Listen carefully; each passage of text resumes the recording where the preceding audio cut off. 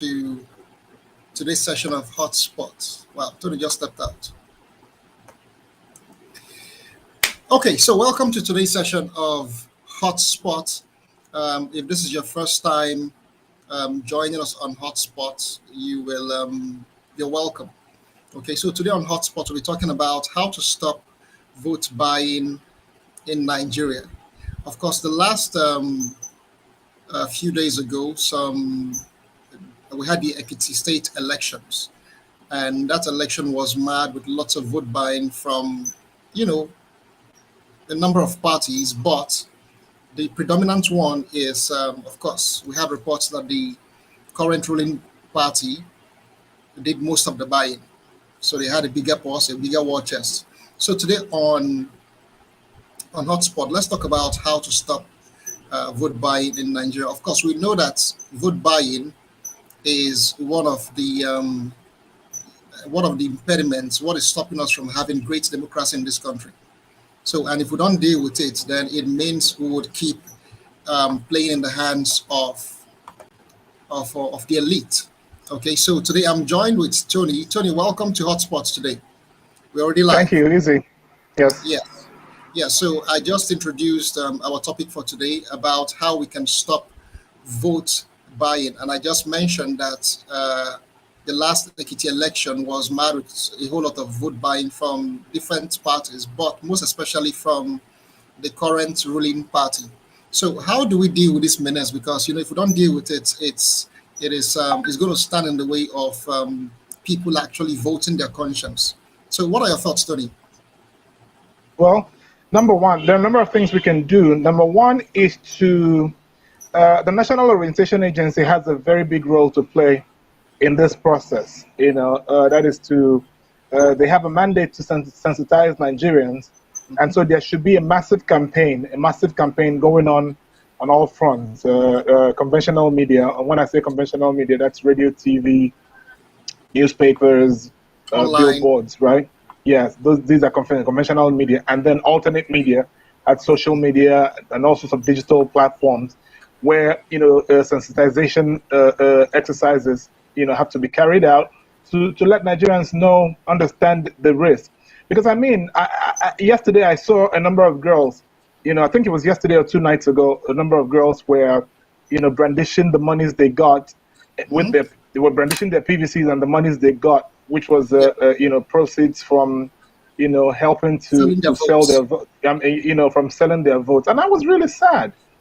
Because I thought we've made a lot of noise already in the last couple of months that Nigerians will begin to understand the risk of selling votes. So it is really, really disheartening that there are Nigerians who still will take 5,000 naira. Even if you like, let it be 100,000.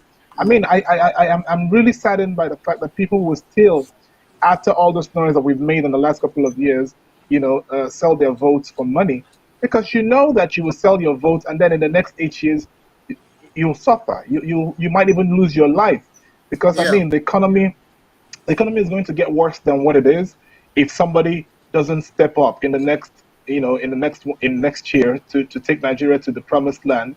The economy is going to get worse. People are going to die because for lack of money to get Medicare. A lot of people are going to pull out of school. Businesses are going to shut down. Crime is going to shoot up. Prostitution is going to shoot up. If somebody actually doesn't step up, and return Nigeria to its pride of place. And so it's really sad. So, how'd you say, National Orientation Agency has a role to play.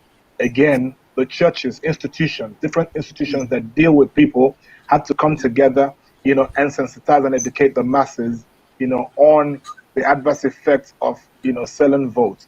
Now, but the other thing that we must do is criminalize the process. So when I saw this young girls on social media, Mike, I wrote a comment, under the post. Can somebody please arrest these people? Right? And so we need to criminalize that kind of activity.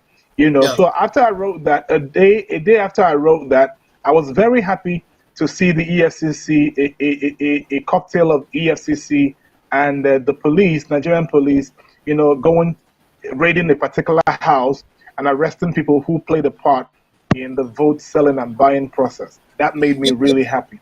Yes, but Tony, let me take you up on that. Is the issue just arresting them, what happens after that? Do they get prosecuted? Of course, they have to criminal. That's why I'm saying criminalize the process. There is a provision in the Constitution, an adequate how do you call it, an adequate punishment for anybody who gets involved in election fraud, whether it's vote buying or vote selling. These are election frauds, and so there is, adequate punishment in our Constitution for people who get involved in election fraud. And so what the police would do, or EFCC would do, is arrest those people, kind of activate some kind of investigation, find out who bought the votes, who sent them, who released the money, and round up everybody. Because really, when we get to that point where we can criminalize the process and actually prosecute and jail people for that, then that will serve as a deterrent to other people, who might think of doing the same thing. The reason people continue to commit crime in Nigeria and crime continues to grow is because of the level of impunity we have. People know that they will get away with crime. When people know they can get away with crime, then more people will be enticed, to go into it. But when we criminalize it and actually prosecute and punish people adequately, other people will take a cue and keep away from that, basically. These are some of the things that we can do. There are a lot of other things that we can do, but I guess starting with this two would go a long way, to begin to curb the situation. Okay. What are your thoughts on having, from the last elections, there were reports that security agencies were standing by and watching, these things, this crime going on. Yeah. How do you think, laymen like you and I, citizens, are supposed to react in a situation like that? Well, yes, there isn't much we can do at the time of a commission of the crime, because it's risky for anybody to go and challenge a man with guns, But it's Nigerians must get really active in the aftermath of elections, right? There has to be some level of civil auditing of the election process. It's not once what we find in Nigeria is the minute INEC announces results, everybody packs their bags and goes home, and that's the end of it, right? So there has to be an aftermath effect, some kind of civil auditing of the electoral process after INEC has done their job and announced, results. We as citizens, in collaboration with civil society organizations and stuff like that, must find a way to come together and synergize and actually begin to demand proof of results, after INEC has announced them. Because I have said that every PVC properly registered is evidence, and every election properly cast is evidence. No matter how you do it, and especially now the new law allows electronic, involvement in the electoral process. There is now a more tangible means of auditing. What I mean is there's now more a better system that allows us to actually audit the process, right? And so at the end of the elections, we must come together and tell INEC, okay, you've done your job. Now tell us what you've done. Show us how you did it. And that means you must go into the database and print out, what happened and how it happened. And so we can look at them and actually see what the number of votes, that every candidate got backed by real data facts, and when we can do that, as the citizens, I think we'll make it difficult for INEC, to collude with the police or any kind of, military force, to rig elections. They're doing everything they are doing because we, the citizens, are actually sleeping. It's time for us to wake up and begin to hold them accountable. And there has to be pre-election activities. There has to be post-election activities. And we, the masses, have to be actively involved in all of these processes. When we wake up and begin to do this, it would actually become very, very impossible for anybody to rig elections, whether they're backed by the police force or by the military. Then the other thing, again, is that I've discovered that the reason they're able to rig elections is our non-involvement, right? When we get involved in the masses, like I heard Paul Adefarasin say a few days ago, I saw a video of Paul Adefarasin saying that the PFN, the Pentecostal Fellowship of Nigeria, now has woken up to encourage all Christians to go get their PVCs and get ready to vote, right? And so he alluded to the fact that we're expecting to get 50 million votes. That got me really excited, because if we come out, to massively get our PVCs and actually vote massively, it will be clear to INEC that there's no way you can pan this any other way, right? If 50 million people cast their votes and they know who they casted their votes for, INEC can decide to pan it anyway, but they have to prove to us, they will have us to answer to, right? Beyond reasonable doubt. That will be an overwhelming evidence that we voted a particular candidate. And so what did you do with all that vote, right? And so when we demand that you show us proof and you say there isn't proof, either because you deleted it or you destroyed it, then that would automatically void the process and we will have to go back to the polls. So these are some of the things that we really need to start doing. Yeah, not take us back, Tony. People get to, like, from the last elections, people were actually voting by themselves, okay? And they had evidence to show those who were buying the votes, in quotes, who were paying money to show that you voted a certain candidate. Okay. Yeah. What can be done in that scenario? What can citizens do in that scenario whereby they know there are a group of people by the side who are waiting to share money when people vote for certain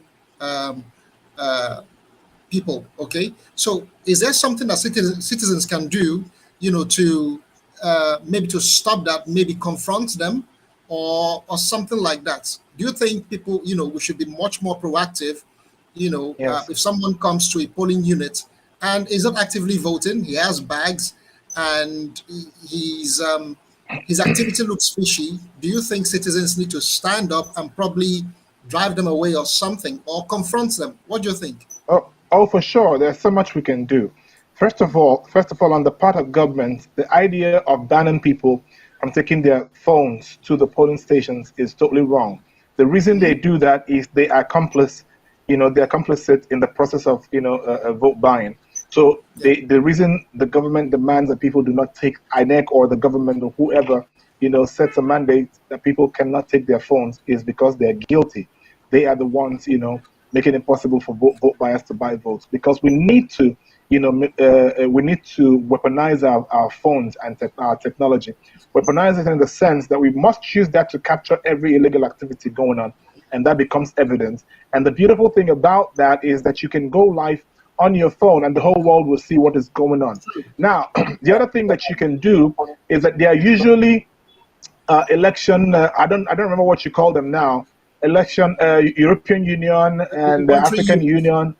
Yes, usually send people who are called, what do you call these people? Election observers, right? Yes. So when you notice a thing like that, and there are election observers in that kind of, in that polling unit, what you can do is call the attention of the election observers and show them what's going on and tell them what these individuals are there doing.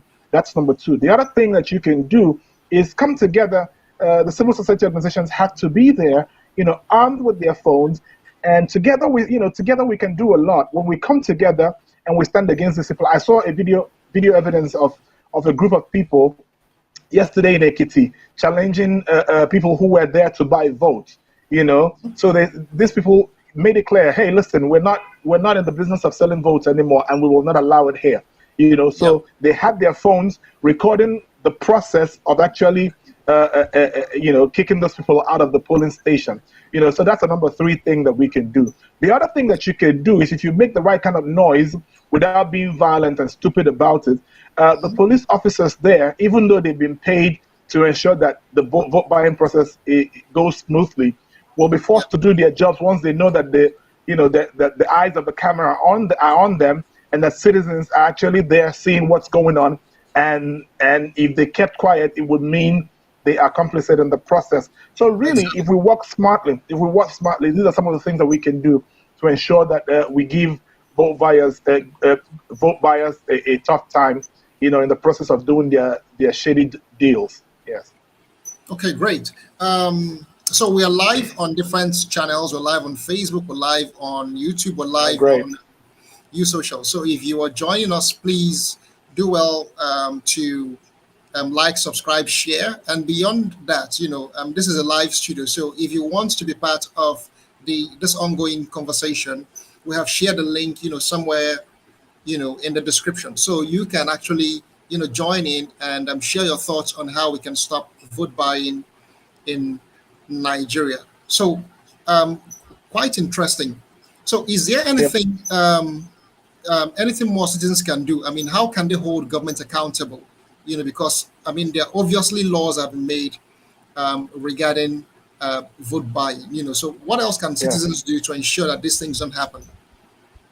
Now, the other thing we can do, aside from the things that I already mentioned, is that citizens have to be, proactive and actively involved, in the electoral process, knowing that really we are going to be the governed, Hmm. but we coincidentally are also, the employers, so these Exactly. people, the electoral process is us actually, employing public servants. That's why they call public servants to go do work for us, right? So it's high time we understand our place in society, our place in government, that these people work for us, right? And so if we know they work for us and we know that we have voted a certain candidate and then another candidate emerges, we have to employ every possible, tactic, means rather to ensure, that justice is done. And part of what we can do is come together and put money together and go to court, right? The problem is that we stay completely out of the electoral Protest. process. The citizens must be actively involved, and like I said, there has to be pre-election activity and post-election activity, and of course, activities during the election process, and so, but what happens is that after the election process, we must employ every possible means, and that includes going to court, coming together, putting our monies together, hiring a lawyer, and filing a case against, the candidate who rigged the election, right? And so, when politicians see that the masses have woken up and will challenge them on every front, I tell you, it will be hard for them to continue to do business as usual. It will be very hard. So I think the secret will be active participation of every citizen, and every citizen demanding that the right thing be done. But again, we must be our individual policing. We must do our individual policing. We must police ourselves, right? Because Exactly. if I'm offered money and I take it, that means I'm actually killing my conscience and doing the wrong thing. And millions of people are going to suffer for that single selfish act of selling my vote. So it's time that we begin to police ourselves and actually begin to work with our conscience, right? Vote buying is a crime, and it is something that the whole society will suffer from, including your own family, right? And so we must teach ourselves to be able to say no to vote buying because it's a crime. Yes, talking about the vote buying being a crime, how do you think, how should people manage? Of course, we have candidates who sponsor thugs to come, disrupt elections or monitor or harass. You know, Yes. how do you think we go about deal with this issue? Because it's also a problem too. When a candidate knows that he is not, there are swing areas where he does not have a foothold on. He could decide Yeah. to disrupt it, have sponsored thugs. Do you think Yeah. the government and the citizens too can do something about this? Okay.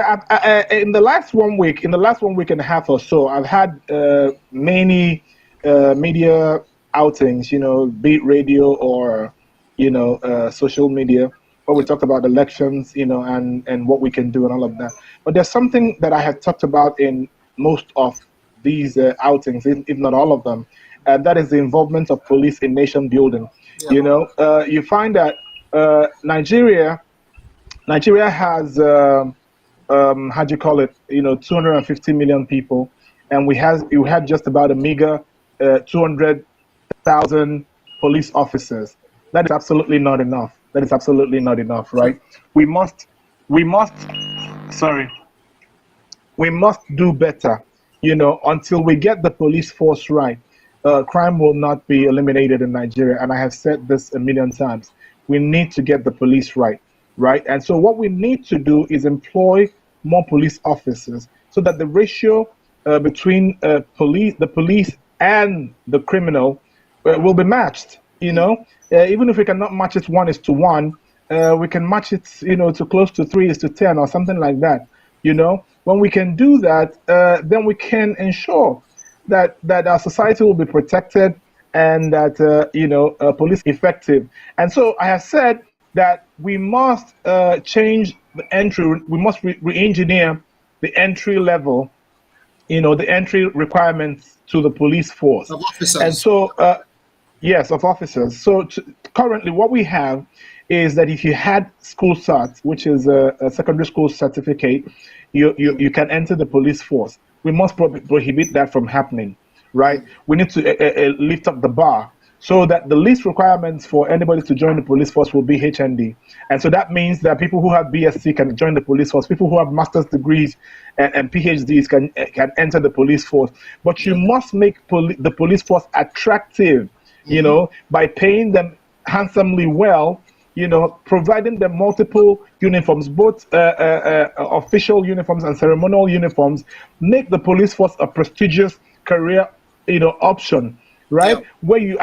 Where it attracts the best mind in society. Because once you raise their pay grade to a certain level where they know they will have enough money to school their children properly, rent good homes, drive good cars, own their own homes, dress well, and that your colleagues are people who have university degrees, either masters or PhD. What's simply going to happen? You're going to see an attraction in the police force that will begin to attract the best minds in society. And these best minds in society, when trained properly, will use very modern techniques to curb crime, right? Then people will actually be afraid of the Nigerian police force. Criminals will stop having a field day.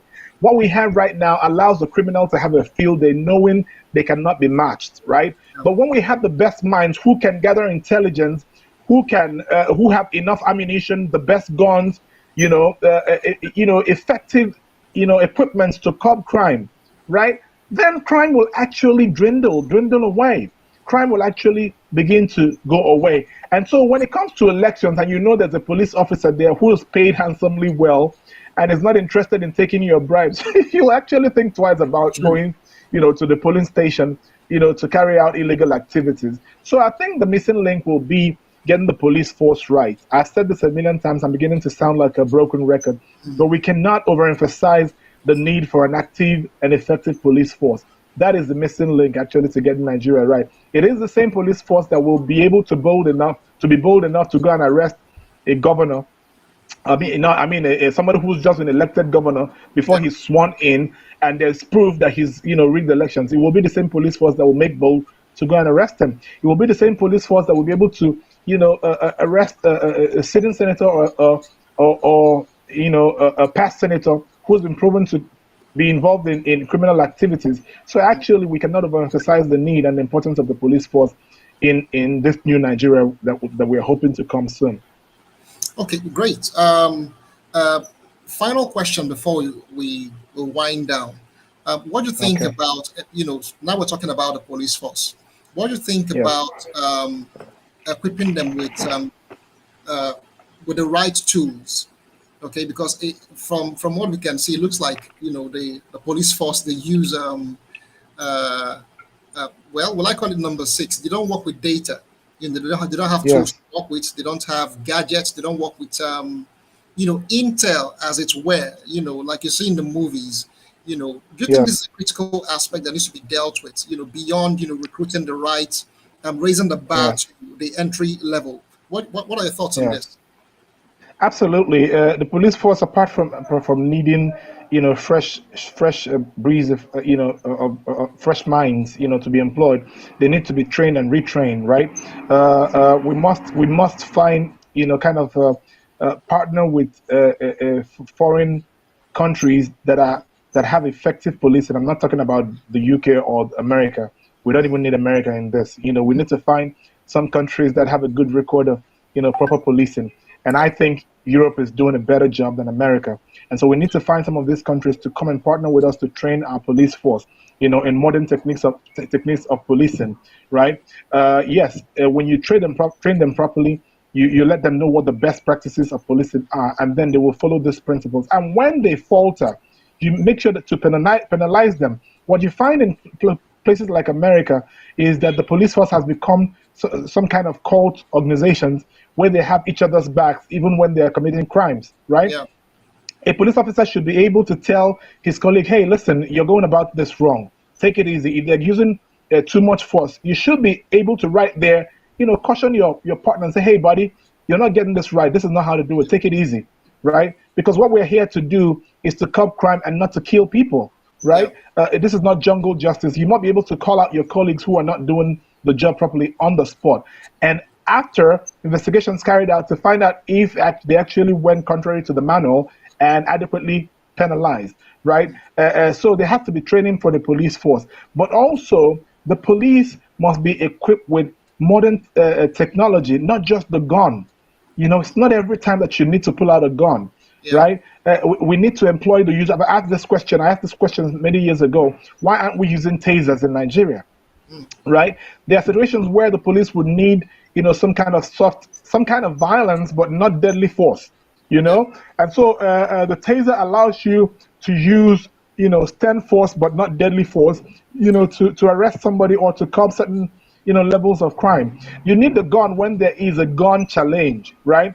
But when you need to walk into a bank and take out somebody who's being violent, you don't need to go in there and shoot them. You need a taser. Someone who is not so the armed. police, that's right. The police needs to be trained, to be able to differentiate between, deadly force and mild force and getting the job done. So this is all about training. It's all about, getting them to have the right equipment. It's all about, dressing them right. We need to build a police force that is not only credible but respectable. And part of how you can get them to become respectable is give them good uniforms. They don't need to be dirty.